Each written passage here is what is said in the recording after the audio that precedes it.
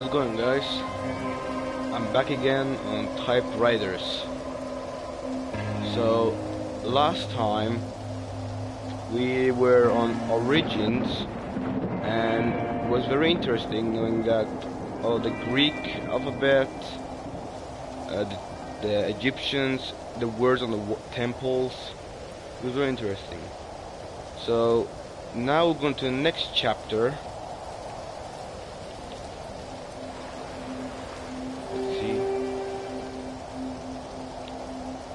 Nope, I'm not going to speed run. Where is that?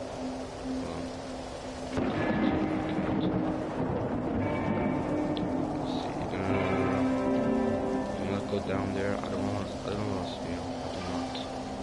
So it was going to continue with this. Let's go. I don't know. It says the Batik. I don't know. So let's continue.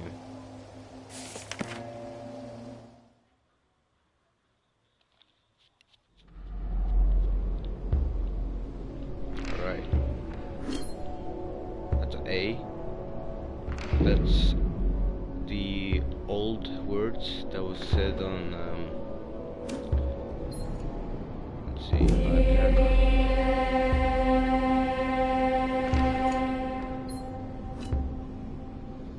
that is some the man Caribbean. Let's read this chapter, boys. Let's see. Yeah, that guy was Jean Mielot at his copyist desk, part of the miraculous de Notre Dame, 1456. The monk Arabias, whatever, in medieval Western Europe, writing is reserved for the reproduction of sacred texts and the recording of legislative decisions. Written culture is thus progressively centralized in monasteries beginning in the 6th century. It is the monk scribes, reclused in convents and Christian abbeys, who are responsible for transcribing the earliest manuscript books.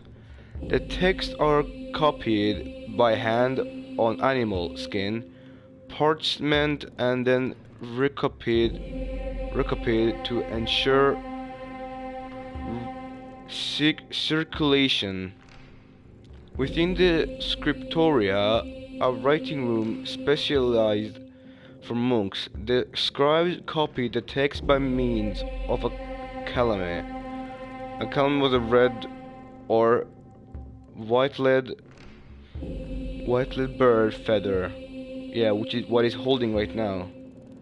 Dipped in black ink while illuminating the pages with illustration or ornaments. A dense network of monasteries and an abundance of scriptoria spanned the Christian West, allowing the conservation and dissemination of many religious texts, as well as certain books from the antiquity. The book is otherwise a luxury item that is not very accessible. Yeah. Alright, so 1456 was the monk Arabia. Wait, no, monks scribes, yeah, the monk scribes. Alright. Let's continue then to the next one. And that's the feather. Which I forgot what the name was. Sorry for looking at this again. What was the name again? It was called Kalame, yeah. A Kalame. Let's continue.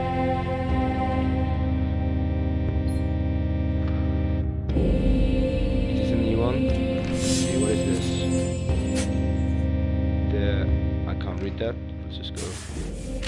Let's see.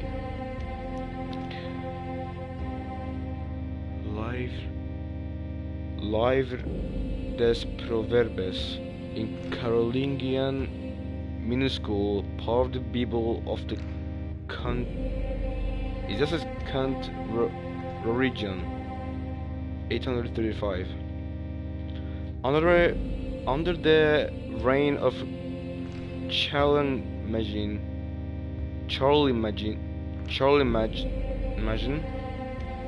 768 to 814, the particular of writing research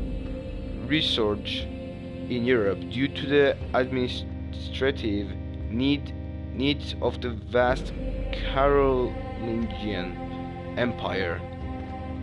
This leads to an increase in the number of scholars and a standardization of handwriting. At the request of the emperor, the masters of the Aachen Palace create a new typography, Caroline minuscule. So this is the Caroline minuscule. Okay. Let's go next one, paragraph. More legible than the hold on. Let me try this again. More legible than the uncial writing previously employed in the ancient Latin script. The Caroline is characterized by smaller rounded letters and the insertion of space between words. It is adopted throughout the empire and spreads rapidly across the scriptoria of the Christian West in the 9th century, dominating manuscript writing until the 12th century. In the 12th century, a style known as Gothic emerges, renewing Western art and marking the architecture of new cathedrals, which are now higher and pierced with large stained glass windows. This new style also influenced the typographic forms, and Gothic letters become common across Western Europe. In the 13th century, regional variations appear. Germany and the north of France mostly obtain for textual a Gothic typeface with narrow angular shapes, while the south of France, Italy and Spain employed a rounder form called rotunda.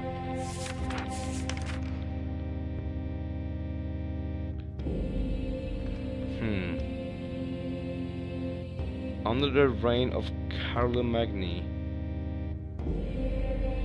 I wish there was a picture of Carlomagne, if that's a person, so I can see who it is, just like in this picture.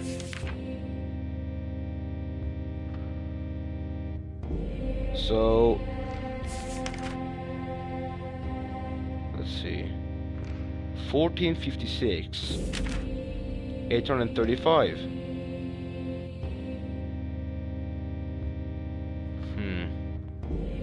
Okay, so this is how they made spaces, apparently. Wait. Hold on a second.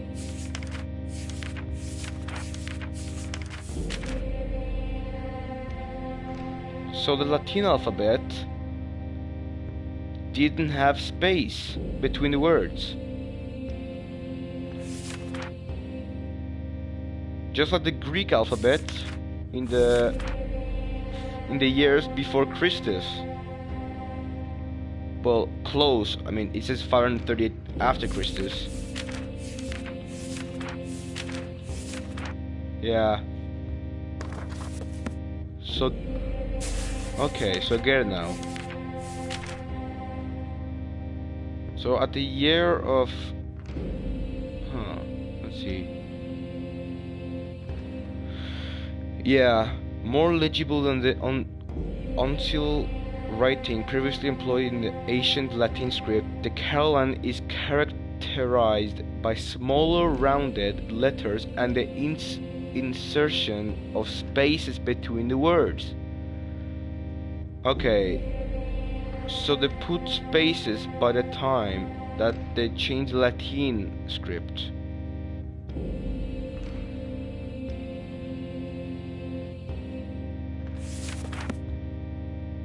Okay then, good to know. Good to know. Gotta go past some books, please.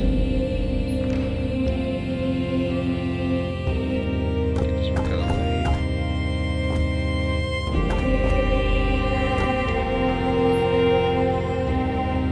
Carefully jump. Okay. That's a light. It's supposed to be a paragraph. Don't get me stuck. Okay.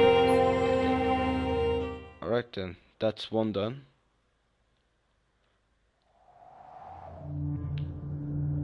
Wait a minute, that guy. I have seen that guy before. Where have I? I'm pretty sure that's one of those guys where you guys tell me that, or put in the comments that, oh my god, he's so obvious. How do you not know him? He's so obvious. How do you not know Cheyenne? It's so obvious. Well, I guess I don't know. Somehow.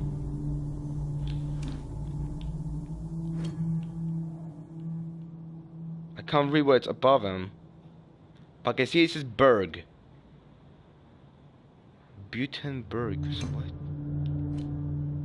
Okay. Let's see this. Who could this man be?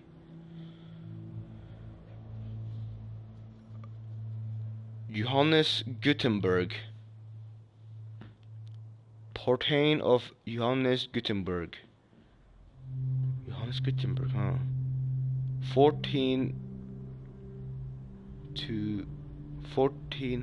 to 1468. Let's see this. Johannesburg, Gutenberg. In the early 15th century, urbanization and economic growth stimulates exact exchange at the European level. Furthermore, the existence of national literature is several countries, and the development of universities contribute towards this creation of secular manuscript, which develop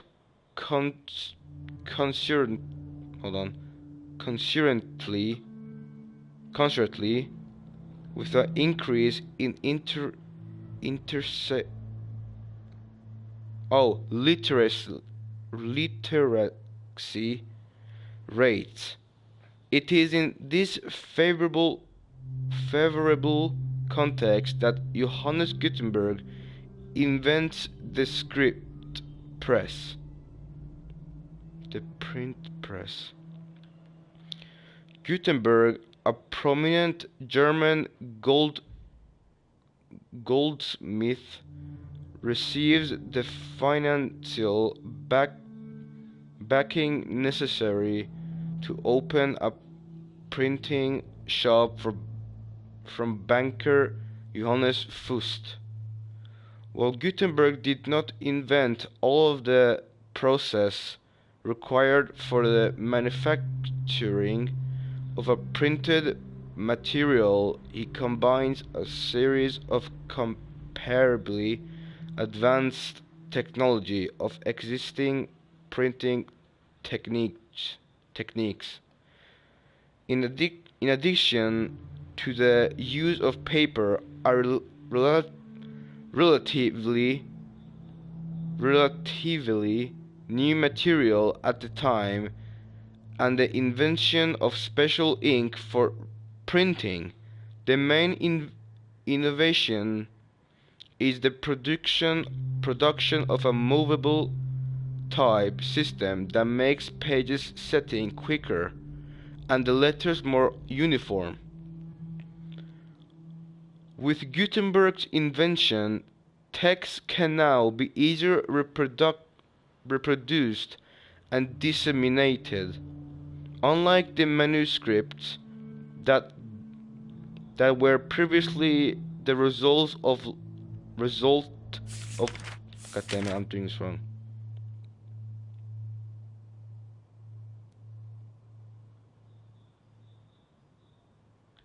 How did I mess this up?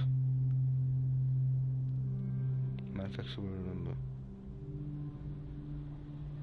Let's continue. Gutenberg version text can now be easier reproduced and disseminated, unlike the manuscripts that were previously the results of long labor by the monk scribes.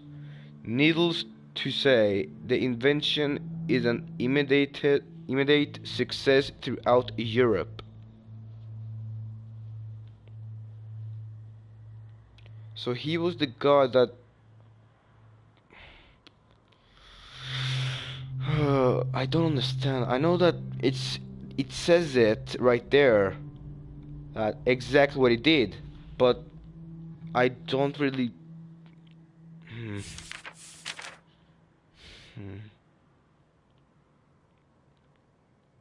Printing techniques. Wait. Prominent German goldsmith received the financial backing necessary to open a printing shop from banker Johann Fust. Gutenberg did not invent all of the process required for the manufacturing of a printed material. He combined a series of comparably advanced technology to existing printing techniques. Printing, okay. In addition to the use of paper, relatively new material at the time, and the invention of special ink for printing.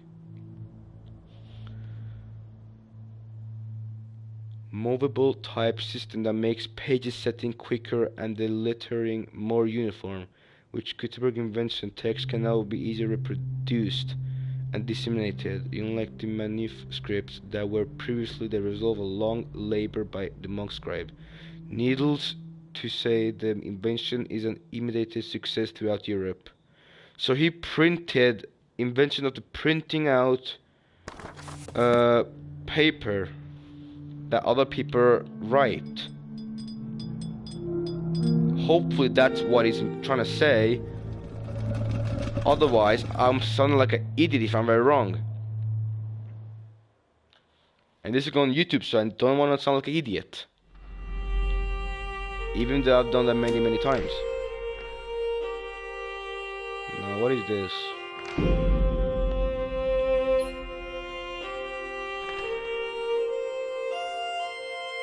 Is that Leonardo da Vinci? The guy that is on the right side.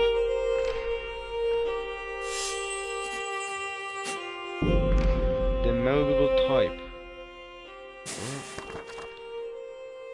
What does it say?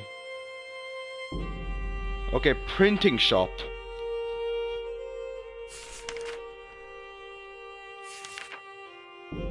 Huh. Okay, so he invented printing. Okay, get it now. I get it. Now, invented in Johannes Gutenberg's workshop in Mainz, letterpress printing with a movable type ignites a new era in Western written culture and remains in use until the release of phototype setting in the 1960s. A metal worker produced a kind of hand-held steel punch. Attached to the tip of the instrument is a flat plate with a alphabetic symbol. The letters are made using a deep mold consisting of 3 different minerals. About 1,000 of these alphabetic letters are produced and then filled into a big drawer that is divided into many small compartments called cassettings. A worker arranged the letter on a kind of typing machine that deposits the letter into a table. The letters are placed accordingly, reproducing the text 5 or 6 sentences at a time. When all the pages are replaced onto tables, printing on paper ensues.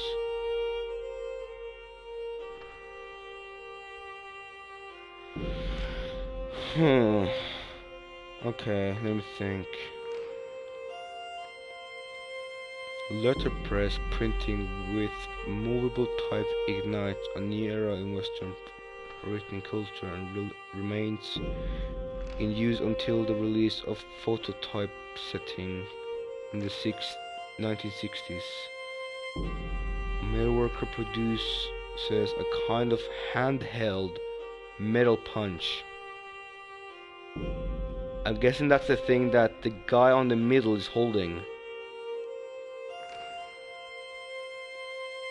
Attached to the tip of the instrument is a flat plate with an alphabetic symbol.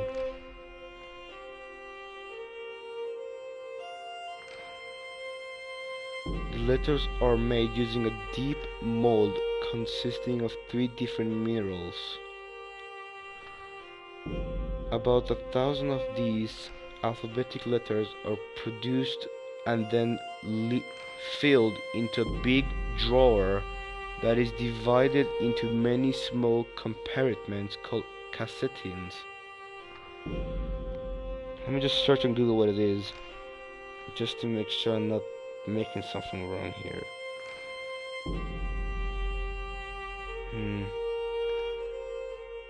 Cassette tins.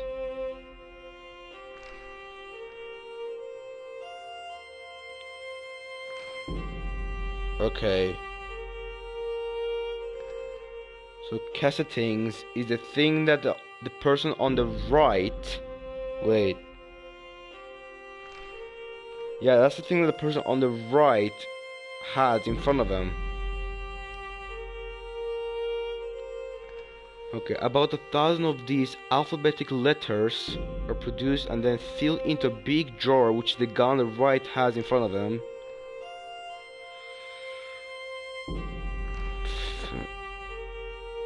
That is divided into many small compartments called cassettings. A worker arranges the letters on a kind of a typing machine that deposits the letters into a table. The letters are placed accordingly, reproducing the text 5 or 6 sentences at a time. When all the pages are replicated onto table, printing on paper ensues.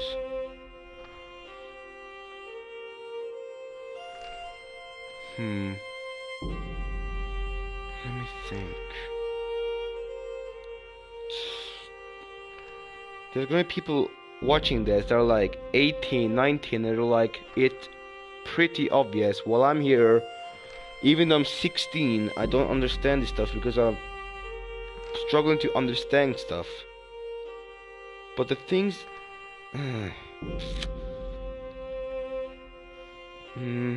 hold on.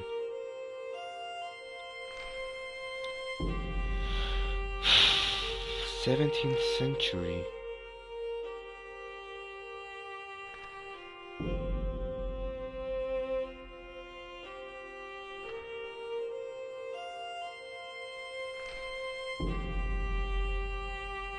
Wait, there's a picture here in Google.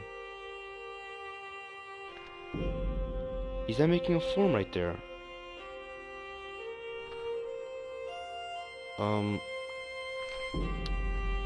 Okay, anyway, I'll find out later what it is. But I'm guessing that's the thing that you use to print out, like the thing. I'm guessing that's like a machine. I think that is. There's a machine which I think drops while there's like letters on top of it, going down onto the paper, and then posting like words into the paper. That's what I'm guessing it is. Yes.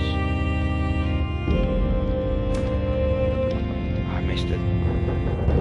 Oh, what is that? What is that?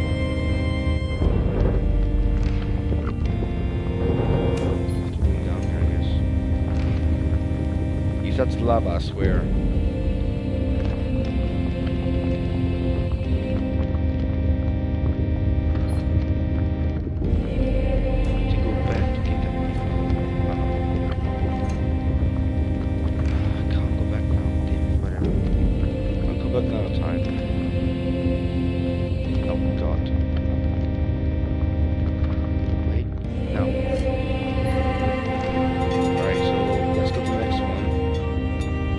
Another big light. I swear, if the books follow me.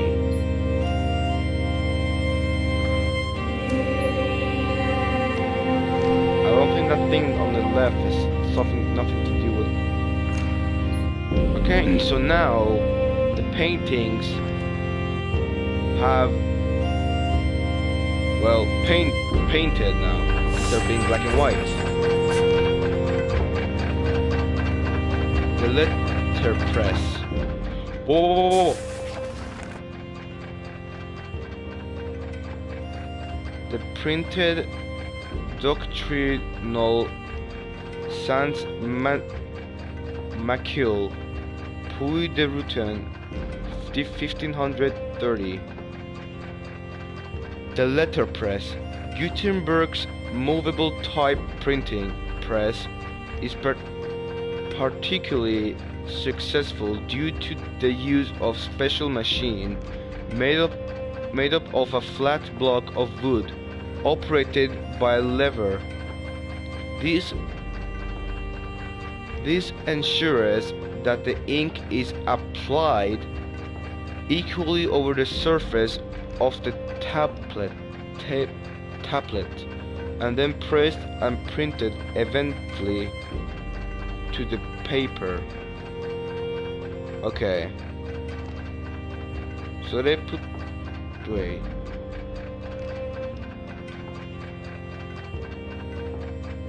Special machine made up of a flat block of wood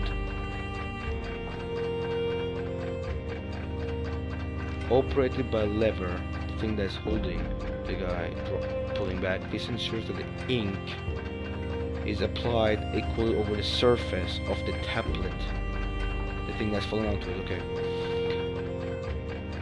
and press it and imprint it eventually on the paper.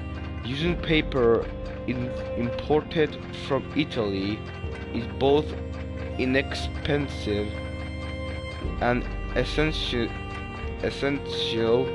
to the development of Gutenberg's letterpress. Moreover, Gutenberg creates special ink that does not pass through the pages. Okay, so it doesn't go like through the paper, I'm guessing. Unlike most of the other inks available at the time, thereby making it possible to print on both sides of a page and ultimately use less paper. Wait. Oh, okay. So printing on both sides. That is okay. I get it now. With these innovations, the German typographer is responsible for creating numerous high-quality duplications, including the first condensed Bible. So the Bible was created this way? Okay. But this thing is gonna follow me. Oh no, I'm dead. God damn it. Go, go, go, go. Damn it, I lost the words.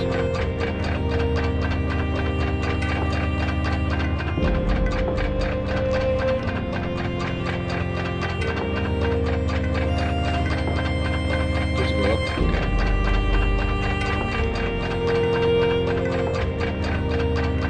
So I'm wondering, was the paper laying where I am, or was the paper like on the top of that thing? I'm pretty... It just broke, okay. It just broke. Alright then, I guess I just broke it. My bad. And now I'm studying the words. Okay, that makes so much sense.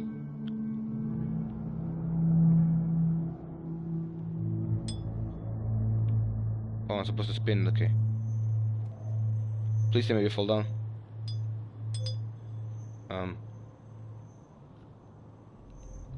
Like that. There we go. And then that way. Gutenberg's Bible. Interesting. Missing a word, yeah. Gutenberg's Bible. Gutenberg's Bible. Wait, when was it burned again? Born 1400 to 1468.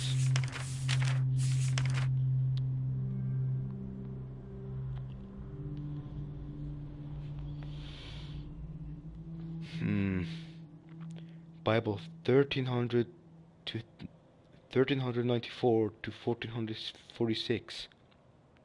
Incipit of Genesis 1455. Gutenberg's Bible. The Bible is considered to be the most successful print job of Gutenberg's career.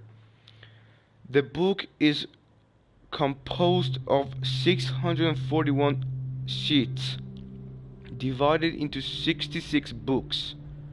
Every page modeled on the handwritten pages is divided into 2 columns of 42 lines each. Okay, so let me think. The book composed of 641 sheets. What are sheets? Is it supposed to be pages or... Wait.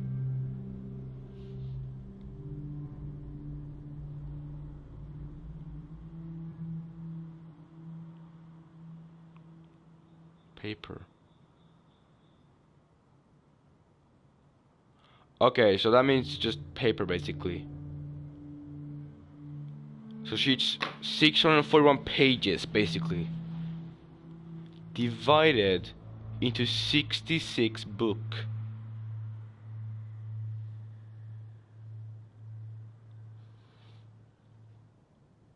So if we can do the math correctly, 641 sheets divided into 66 books becomes apparently 9.7. Pretty sure I did the wrong math. Let me just hold on. Hold on for a second. Let me think. 641 sheets divided into 66 books. I'm pretty sure it means 641 in every book, but it's on 66 books, I think. But I think I don't know, whatever. Every page, modeled on the handwritten pages, is divided into 2 columns of 42 lines each. Gutenberg's Bible reproduces the Latin script from the villages of St. Jerome that year, using the Gothic typeface Textura. Between 1452 and 1455, Gutenberg's Bible is reprinted about 200 times on paper and on parchment, which was unimaginable. Only a few editors on the monk scribes on printed surface are reserved for illustrations.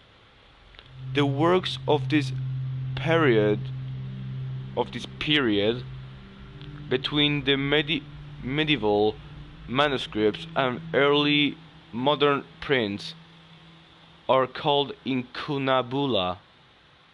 In 1455, Gutenberg cannot repay his debts and is forced to sell the print shop for his associates, Johannes Fust and Peter Schoffer, who take over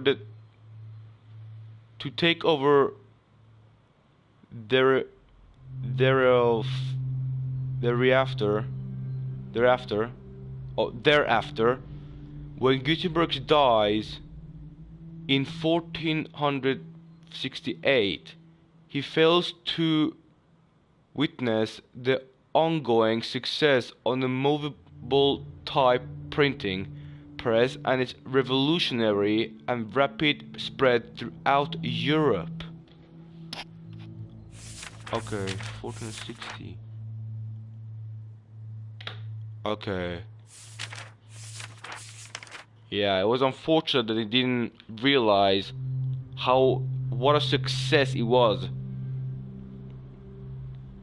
Like, I mean, there's so many people around the world that are printing like thousands of papers. Okay, so the first printer was invented by Johannes Gutenberg, who was invented in Germany. So the first invention of a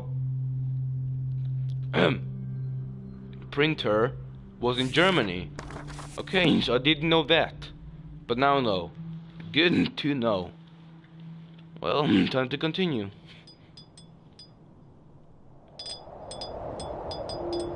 And I still don't know what the hell that means. Gothic. What is Gothic? I don't know. What is the guy on the right looks like he's about to rape me? Or shoot me?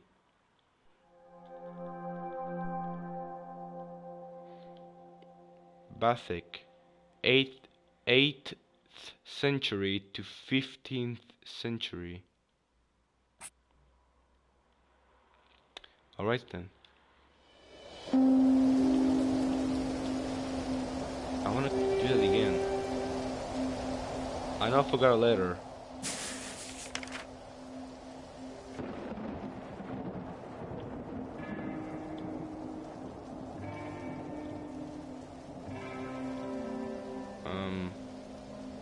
Where was it again?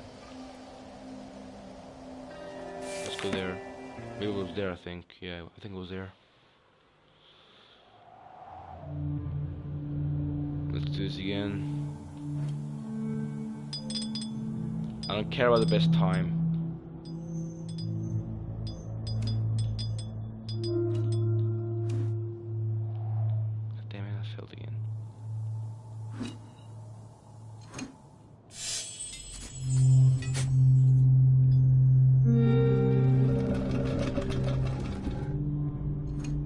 could I possibly forget about him?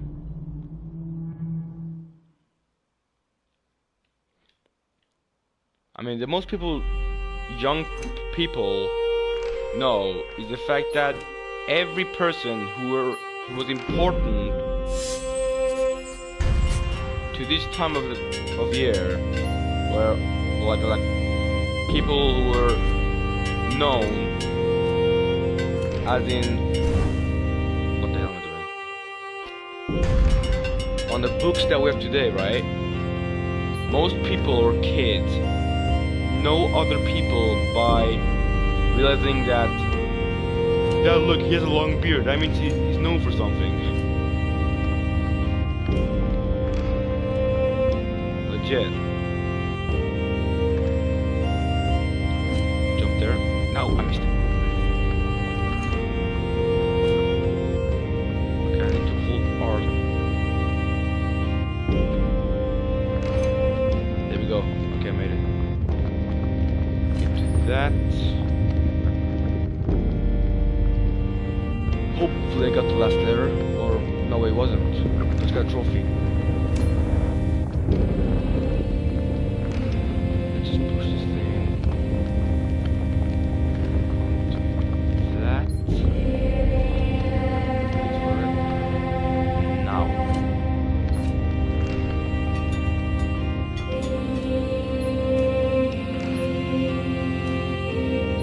This music though.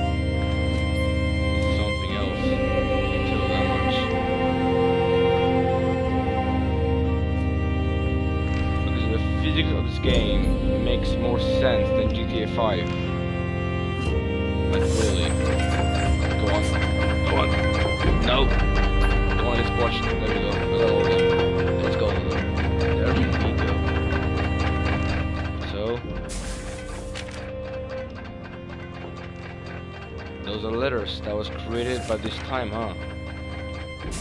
Where was it? Kind of. Oops, we just got squashed. Not bad.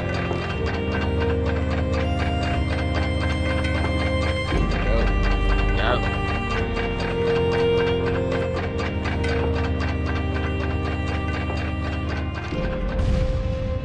Go. Oops, just broke it again. Don't even care. And this is the last one, which is Johannesburg's Bible.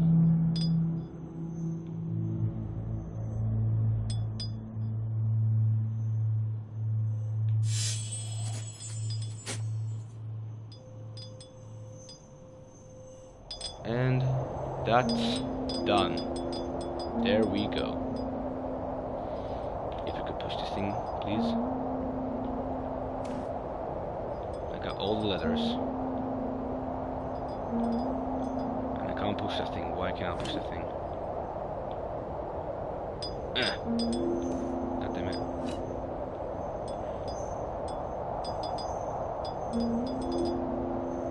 There we go, and we are done, so.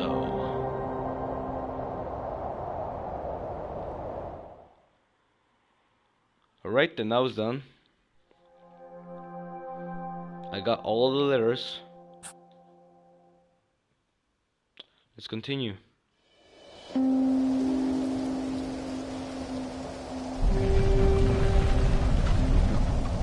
Garamond. Is that the next one? Ooh, Garamond. Interesting.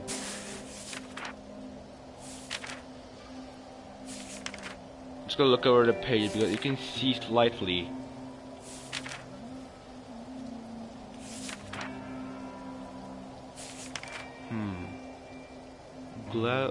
Glaud Garamond. The name of this book. Oh yeah, that Champflery. Yeah, that everyone knows that those pictures of the human body and there's a circle around it. Everyone knows that. Okay then. So these are all the rest. So 1, 2, 3, 4, 5, 6, 7. Wait, to miscount. 1, 2, 3, 4, 5, 6, 7, 8, 9, 10. So I have to make 10 chapters.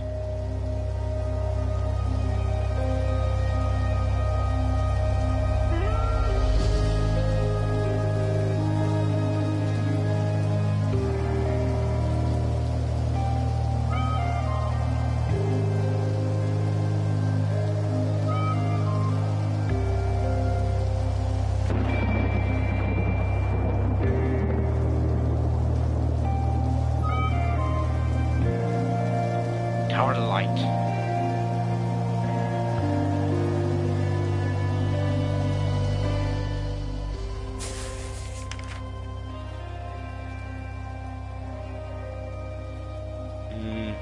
We'll see. I guess I can do this then. I'm gonna stop the video right now, guys, and I'm gonna live stream again today, like right now. Just divide this video so that we can see the different chapter of that I'm doing. So thanks for watching, and I see you in a couple of seconds.